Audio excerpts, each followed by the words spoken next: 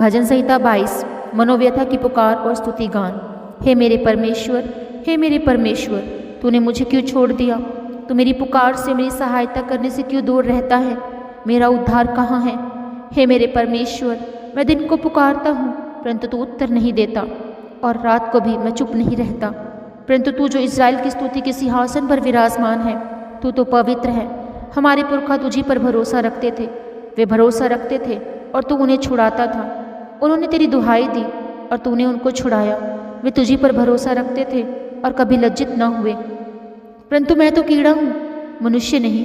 मनुष्यों में मेरी नाम धराई है और लोगों में मेरा अपमान होता है। वे सब जो मुझे देखते हैं मेरा ठट्ठा करते हैं और होंठ बिचकाते हैं और ये कहते हुए सिर हिलाते हैं, अपने को यहोवा के वश में कर दे, वही उसको छुड़ाए, वह उसको उबारे, क्योंकि वह उससे प्रसन्न है। परंतु तू ही ने मुझे गर्भ से निकाला। जब मैं दूध पीता बच्चा था तभी से तूने मुझे भरोसा रखना सिखाया। मैं जन्मते ही तुझी पर छोड़ दिया गया। माता के गर्भ ही से तू मेरा ईश्वर है। मुझसे दूर ना हो, क्योंकि संकट निकट है और कोई सहायक नहीं। बहुत से सांडों ने मुझे घेर लिया। बाशान के बलवंत सांड मेरे चारों ओर मुझे घेरे हुए हैं। वे फाड़ने और गरजने वाले सिंह के समान मुझ पर अपना मुंह पसारे हुए हैं। मैं जल के समान बह गया और मेरी सब हड्डियों के जोड़ उखड़ गए।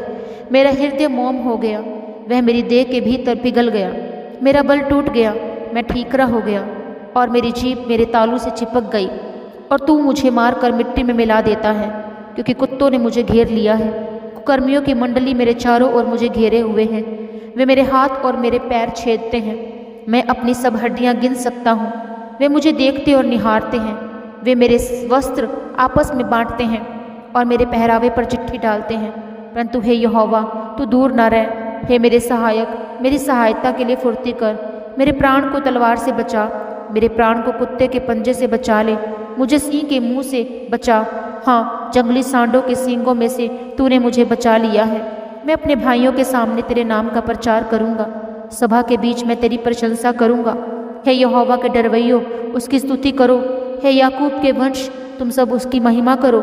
हे इस्राएल के वंश, तुम उसका भय मानो, क्योंकि उसने दुखी को तुच्छ नहीं जाना और ना उससे घृणा करता है और ना उससे अपना मुख छिपाता है। पर जब उसने उसकी दुहाई दी तब उसकी सुन ली।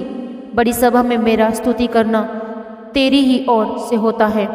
मैं अपने प्रण को उससे भय रखने वालों के सामने पूरा करूँगा। नम्र लोग भोजन करके तृप्त होंगे। जो यहोवा के खोजी हैं वे उसकी स्तुति करेंगे। तुम्हारे प्राण सर्वदा जीवित रहें।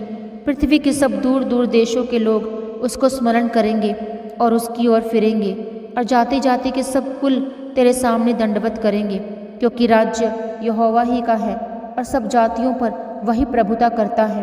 पृथ्वी के सब हष्ट पुष्ट लोग भोजन करके दंडवत करेंगे।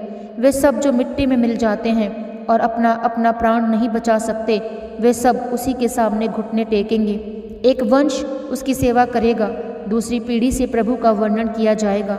वे आएंगे और उसके धर्म के कामों को एक वंश पर जो उत्पन्न होगा ये कहकर प्रकट करेंगे कि उसने ऐसे अद्भुत काम किए। आमीन। God bless you all.